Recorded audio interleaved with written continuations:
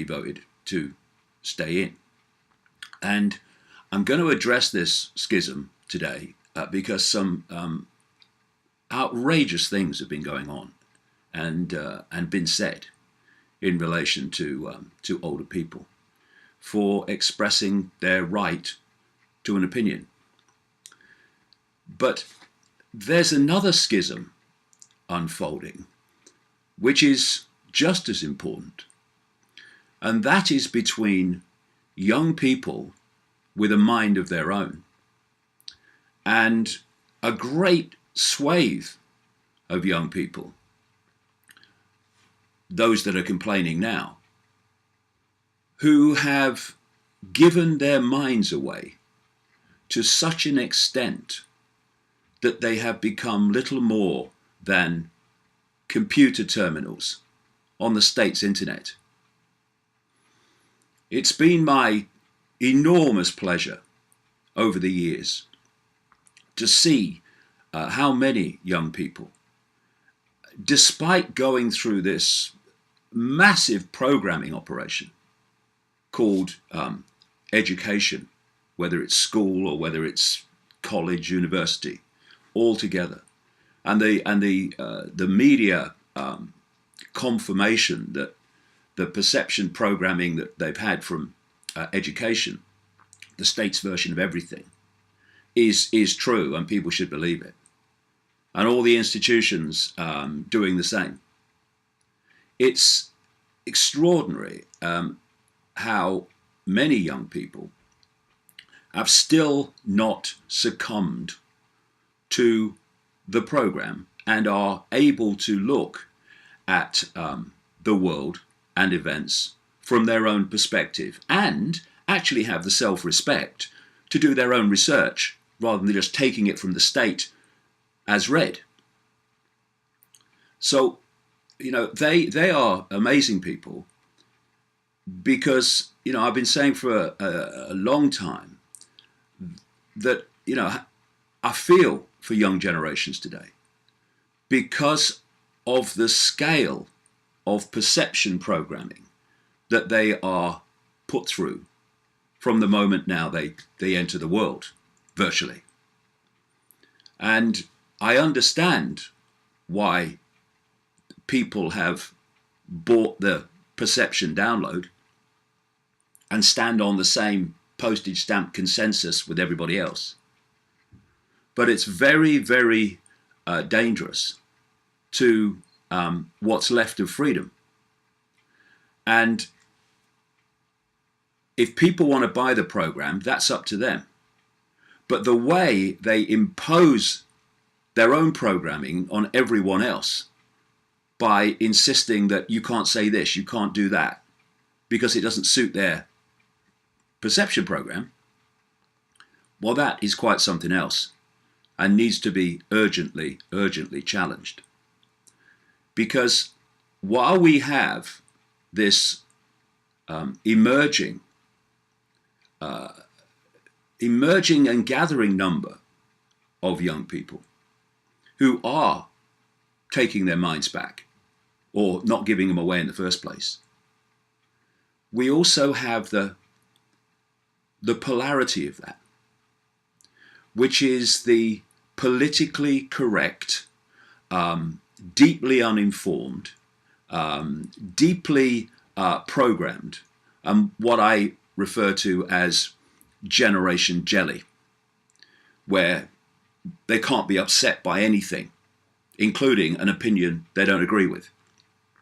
And this generation jelly is being systematically molded to become the generation's jelly in adult life, which the state will be able to control without any challenge whatsoever. I mean, we've got a situation here now where we've just left an extraordinarily extreme, and it's nowhere near where it's meant to be and meant to go, an extreme centralized dictatorship called the European Union, or at least we've voted to leave. They're going to do what they can to stop that, clearly, as I said, within 2 hours of the vote. But we've at least voted to leave this dictatorship. And yet the young generations of Generation Jelly, not the ones with a mind of their own, are complaining that they've been got out of jail and their children and grandchildren got out of jail by the older generation. An older generation that has the experience of what life was like before we joined the EU. Anyone younger than their kind of early 40s will not have known a country before the EU. They only know what they've been brought up with, so it's their normal. And Britain before the EU was not perfect, but my goodness me, at least decisions affecting this country were being made in this country by people, at least officially, that you could see, instead of bureaucrats that people can't even name. We had the extraordinary sight of this Labour Party politician, Harriet Harman, on a television interview, pushing to stay in the EU, who was shown the presidents of the EU, including the main one, Juncker, who is in the news all the time. And she was asked to name them. And she couldn't. She didn't know anything about them. And this is what has happened with so many young people. They have bought the party line of the political establishment and the moneyed and political classes and just repeated it and accepted it without question, without any background research of their own into the nature of the EU and why so many people wanted to come out. So we have this this Generation Jelly that thinks it's progressive. That means, heart on the sleeve, all that stuff, but isn't, quite the opposite. That thinks it's anti-racist when all it can see is race everywhere. And it says it believes in democracy. Well, clearly it doesn't, because it wants a second referendum when we've just had one that's voted one way, but they don't like it. Democracy to Generation Jelly is only when the result suits them. They say they believe in fairness and justice and diversity, when actually they're destroying all of those things. What's diverse about shutting down opinions that you don't agree with? We've now got this this generation emerging that wants safe spaces where no one says anything that can upset them. How can you possibly move on in your understanding of anything unless your beliefs are challenged? Or not even challenged, that someone else can say something different. And these progressives that believe in freedom and justice and democracy have this now incredibly Orwellian term of deplatforming people, which means banning them from speaking and having their right to free speech if they're going to say something that might upset the jelly spine that somehow they walk around with. And when I grew up in the 50s and the 60s, particularly the 60s, before the EU, of course, the student populations used to march for freedom of speech. Now they march and campaign against it. I mean, hello? And what they've allowed themselves to do is to download this off-the-peg, postage stamp perception of everything. And of course, the school system, the college and university system, academia in general, not least because many of them and many institutions are on the EU payroll, are all pro-EU, all pushing the EU, and that's what these people have grown up with. But instead of saying, well, hold on, I'm going to do my own research here, I'm going to see if that stands up, they just accept it. And so we have this extraordinary attack, not by young people with minds of their own, but by Generation Jelly against older people. And this is a story this week. I mean, it is extraordinary. This is the headline: Media pushes ban on old people voting after Brexit. Older people were far more likely to vote to leave the European Union. And having lost the argument, supporters of Remain are blaming them, insult them, and even arguing their democratic rights should now be curtailed. The demographic divide in last week's vote was stark, it says. The more working class, poor, old, and uneducated people are, statistically, the more likely they were to support Brexit. The more wealthy, metropolitan, young, urban, and educated, the higher is the chance they backed the EU bureaucracy. One big mistake there. Educated. They're not educated. That's the problem.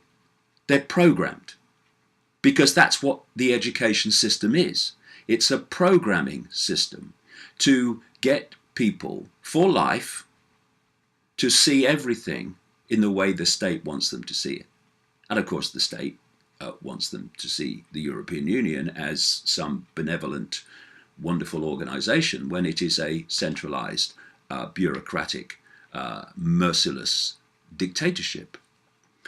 So educated, the more educated you are, no, the more programmed you are, the more likely you are to unquestioningly follow the state line. And, working class, poor, old, uneducated doesn't mean fricking stupid, but these arrogant Generation Jelly believes that. Oh, they haven't been to university, they're stupid. Well, you've been to university and look at you. Bloody hell. And working class and poor, uneducated, it doesn't mean they're stupid. It means actually that they can work things out for themselves. And it also means that they've not been through that long period of their formative years downloading the state's version of everything. So maybe they have a modicum of a mind of their own still, unlike Generation Jelly. Story goes on. Of course, barely concealed contempt for the working classes, particularly the white poor, is nothing new to social media or the liberal press, but the all-out attacks on senior citizens post-referendum has shocked many. Headlines in the Europhile press have included how old people have screwed over the younger generation from The Independent, which isn't, and EU referendum results young screwed by older generations from the Huffington Post.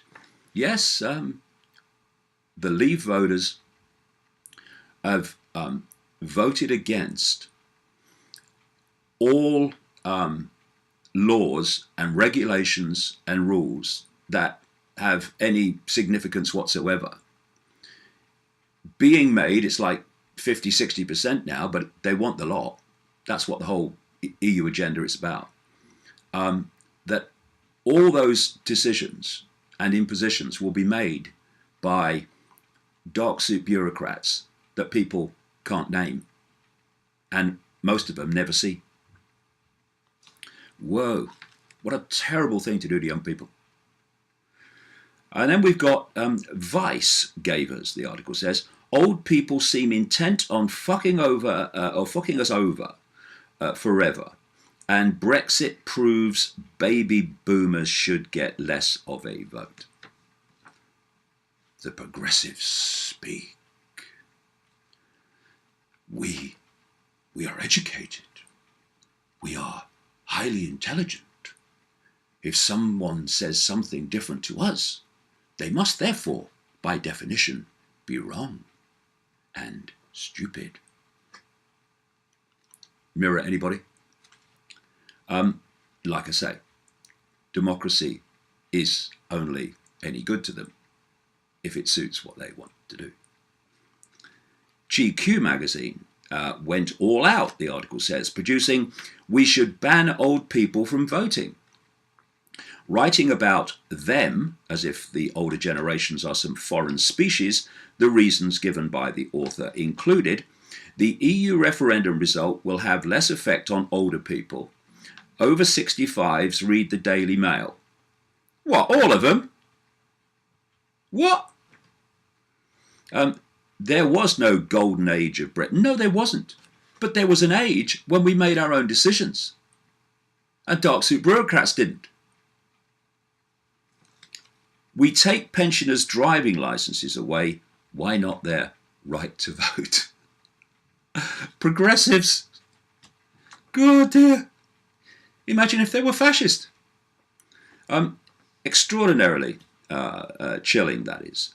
It's Orwellian and then some, and it's the way Generation Jelly is being led down to this global Orwellian state that I've been exposing for so long. The article says it's hard to tell where the satire ends and explicit generational loathing begins. Another quote from this article. Aside from a pathological preoccupation with immigration, the most pervasive reason for the Grey Army voting Leave is an inarticulate longing to return to the hazy memories of an idealised Britain that never was, GQ informs us. You mean returning to making our own decisions within the land those decisions affect? Eh? Dear. And it says here, in line with others, political blogger Kevin Drum, for it is he, attempted to dismiss the free will and rational decision-making of the elderly, writing, "At its core, this is the last stand of old people." It ain't, mate. Who have been frightened to death by cynical right-wing media empires and the demagogues who enable them. Well, if ever the truth was inverted, it's in that sentence. And I don't know where you live, Mr. Drum, but wherever it is, it will be somewhere in the land of the bewildered. The cynical right-wing media empires and demagogues.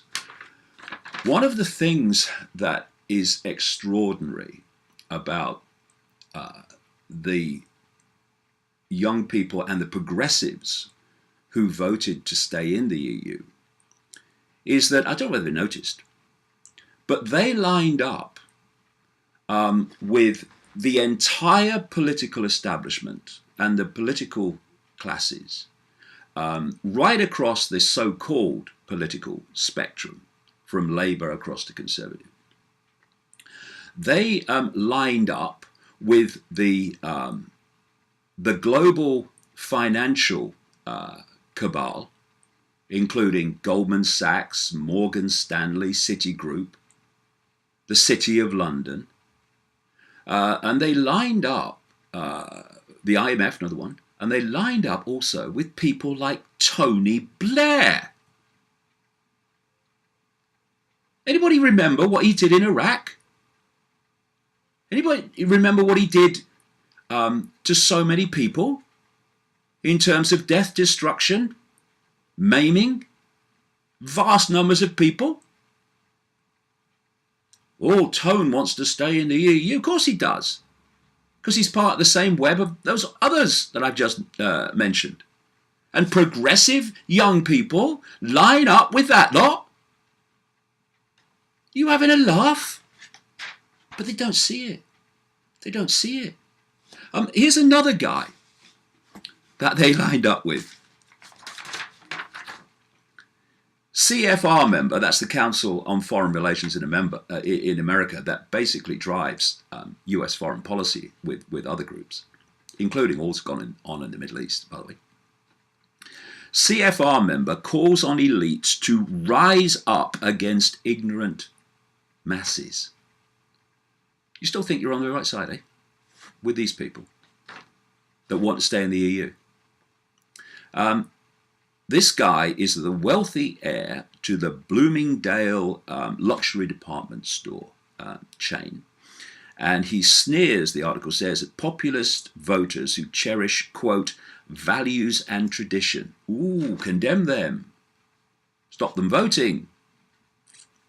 In a column for Foreign Policy magazine, Council on Foreign Relations member James Traub argues that the elite need to rise up against the mindlessly angry, ignorant masses in order to prevent globalization, the centralization of global power in fewer and fewer hands, from being derailed by the populist revolt that led to Brexit. And you know, a lot of these people who are condemning the older generations for bringing us out of the EU, they will actually go on marches, some of them, against globalization and what it's doing. What they don't realize is the EU is fundamentally part of that whole globalization exercise. It's the centralization of power. And at every point you centralize power, fewer and fewer people have control to dictate the lives of more and more. I would say, you know, be educated, get educated, but you know, this generation jelly perceives education as going through universities and schools and stuff. Education, real education, is education yourself, not being told what to think. This guy Traub, he's concerned that, quote, today's citizen revolt in the United States, Britain and Europe may upend politics as nothing else has in my lifetime. Good. Traub notes that Brexit was an utter repudiation of bankers and economists, except by Generation Jelly, that complains about bankers, and an example of how extremism has gone mainstream. That's another Orwellian inversion. Wanting freedom to make decisions within your own, within the borders of the area affected by those decisions is extremism. Giving that power to bureaucrats you can't name, that is the opposite of extremism. That is being reasonable. That is being moderate. That's being progressive. It says here, another quote from this bloke, with prospects of flat growth in Europe and minimal income growth in the United States, voters are rebelling against their dismal long-term prospects. And globalization means culture as well as economics. Older people whose familiar world is vanishing beneath a welter of foreign tongues and multicultural celebrations are waving their fists at cosmopolitan elites. This is another area. What the progressives and Generation Jelly have is this designer compassion, this designer empathy, which is only reserved for people that they agree with or that fit into their perception of the world. What about the compassion of people seeing the city or the place that they grew up in transforming dramatically in speed and nature? Does anyone have any compassion for how they must feel and understand why they must feel as they do? No. No. Because what they think, feel, and experience is irrelevant to this lot. And that is another reason why so many voted to come out of the EU, because the referendum gave them the chance to express their voice that they've never had the chance to before. No political party represents them. And whenever they say, look, you know, the neighborhood or the city that I knew, it's completely changed. I don't recognize it. I feel, you know, that I'm not in the land that I grew up in. Then you're called racist. And the same would be true if, like the bloody British Empire, you went into other countries and changed them in the same way. It's no good just dismissing these people as racists. We have to look at how they feel and what they've experienced. And great numbers of them are absolutely not racist. Of course, there's racists. There were racists before. There was racist before the EU. There'd be racists after it. But most of them are not even complaining about the cultural change. It's the sheer bloody numbers. And this is what, you know, the progressives have no comprehension about. They couldn't care less. Where services are overrun simply by the number of people that are demanding them. And within the EU, there's no way that could ever slow down. But no, we have to do what these people want. And you know, and not understand those that are not racist, but are saying, this is my experience, and I don't like it. And also with this lot, some people can never do anything wrong or attract criticism. And yet others, doing the same thing or less, get criticized, condemned, and vilified. You know, racism is not the color of your skin. You don't have to be white to be a racist. You don't have to be white to be an unpleasant piece of work. As Martin Luther King so rightly said, it's not about the color of your skin, it's about the content of your character. But you can't judge people equally because this lot are on your bloody back. What kind of racism is that? It's exactly what it is, racism. We should all be treated the same, no matter what our background, color, creed, or culture. But see, what the program does is it stops people having the ability to see shades of grey. They can only literally on every level see black and white. So they polarize everything. Like, you know, they talk about hate. They say that the people that voted to leave the EU are somehow racist haters. And they say that with hatred in their faces and hatred in their words. They can't see that they're mirrors of everything that they claim to oppose. And then there's this other big area, which is this lack of research into what they're talking about before they frickin' talk about it. Generation Jelly is a classic, but these are some of the what people call lovies. Some of these clueless celebrities that pontificate on things without any research whatsoever. It's just a few. This is Gary Lineker, former footballer, now presents football on television. After the Brexit vote, feel ashamed of my generation. We've let down our children and their children. What, by taking them out of a tyranny? But you wouldn't know that, Gary, would you? Because the amount of research you've done, apart from that you've downloaded from the mainstream, zilch. And, you know, democracy only works if people are informed. If people don't get informed, then a democratic vote is not a free vote, because you're making it on the basis of skewed information, which has made you come to that conclusion. If people don't take the trouble to get informed, look at the history of the EU, look at the goals of the EU, look at the way the EU works, they can't possibly make an informed decision on whether to stay in or come out, but they do. Not an informed decision, but they make a decision based on the system's version of everything. It's a bloke called Richard Bacon. Last time I heard him, he was on the BBC radio. And every time I heard him, he was pushing the system's version of everything.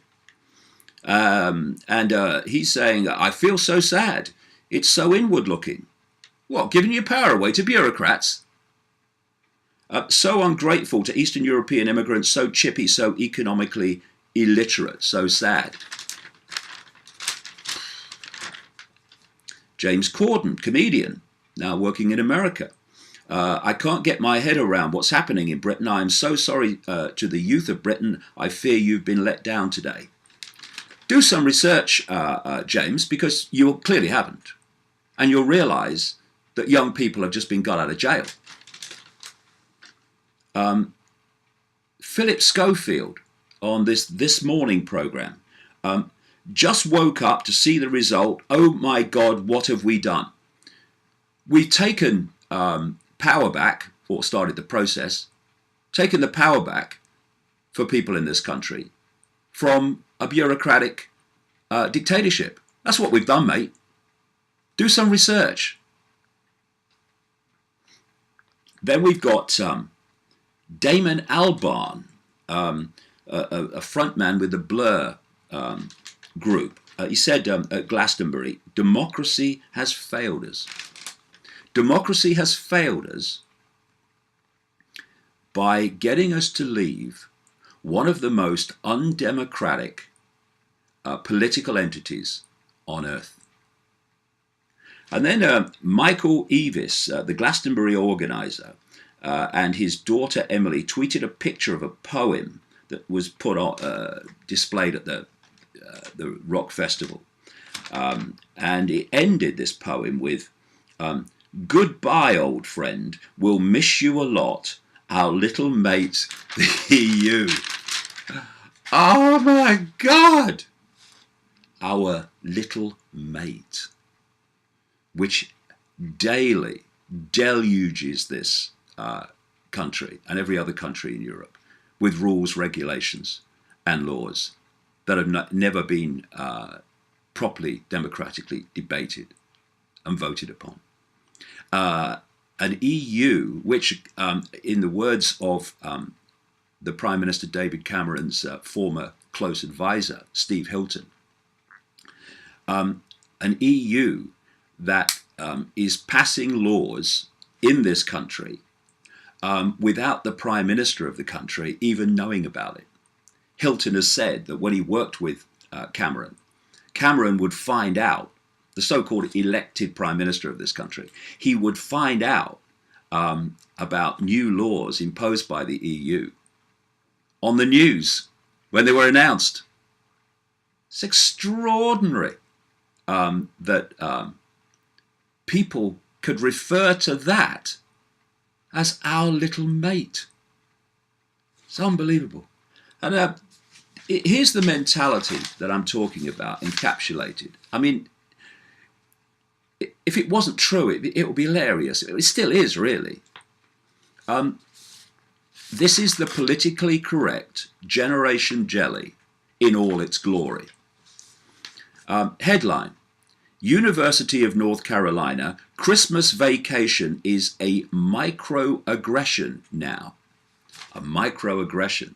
That's not absolutely racist or sexist and all these other ists, but it's getting there, right? It's a microaggression.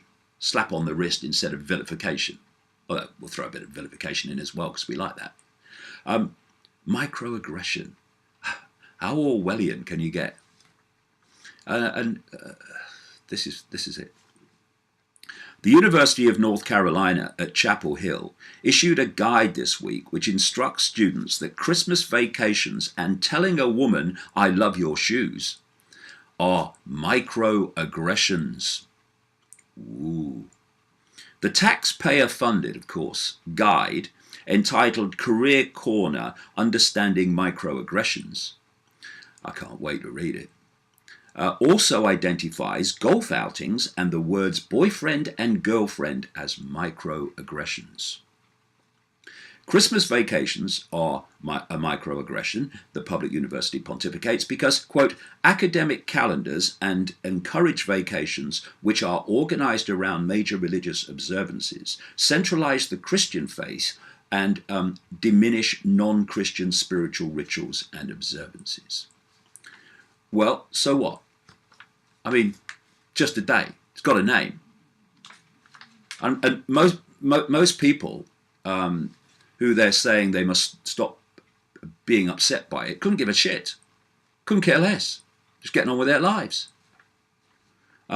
Often when these things come out, it's the people they're supposed to be protecting from being upset who say, look, what are you talking about? What's the problem? Because it's systematic. All this stuff is not about protecting people from being upset, primarily at all. It's about shutting up those with opinions outside what the state wants people to have in terms of opinions. The microaggression of liking shoes occurs when someone says, I love your shoes, to a woman in leadership during a Q&A after a speech. So it's a very specific microaggression. The problem, the University of North Carolina document declares, is that the shoe admirer values appearances more than intellectual contributions. What you mean, like yours, like? Similarly, the public school pronounces interrupting any woman who is speaking is a microaggression. What if a woman interrupts? Is that all right? I don't suppose it work that one through. And in a world of equality, which the progressives are supposed to want, well, what about interrupting a man? Why isn't that a microaggression? Because it's all skewed, because it's nothing to do with protecting people. It's to do with shutting people up.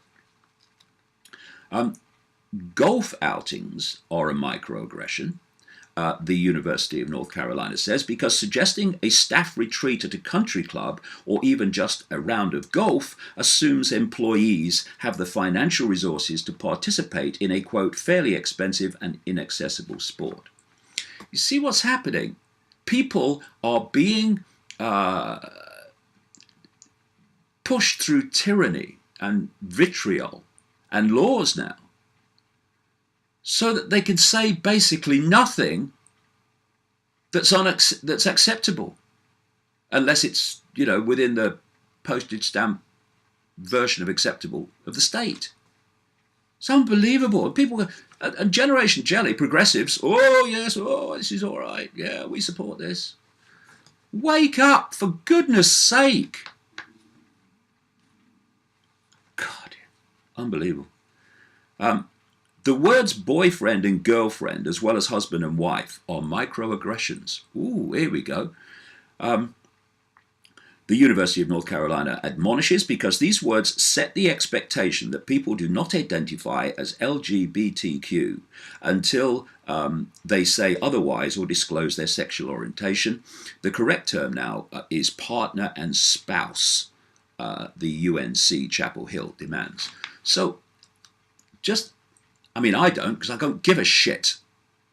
But how many people now who work in these places, and work in universities and stuff, are actually going through a mental rehearsal before they dare say anything, in case they say something that upsets someone and starts the whole vitriolic cascade starting.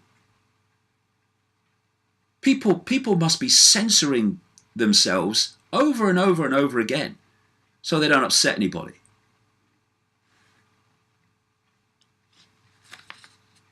Come the day that I'll do that. But if people don't like it, well, they can do the other bloody thing. Because I am a unique individual and I will have my opinion. And you should have yours. But I'm not having your opinion through pressure and abuse. Bloody hell. In the same vein, bureaucratic forms only contain the options male and female. They're microaggressions. And it's also a microaggression to refer to men who dress up as women with the pronouns he or him.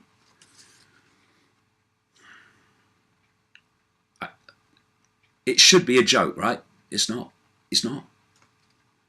The two lady authors of the UNC Chapel Hill Microaggressions Guide are Sharbari Day, an assistant director of multicultural affairs, and Krista Prince, a dorm life coordinator.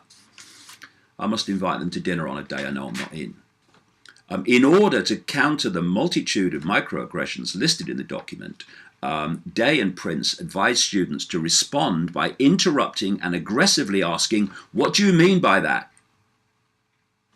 But what if they're a woman? You can't interrupt them. Absolute freaking madness. Nice shoes, though.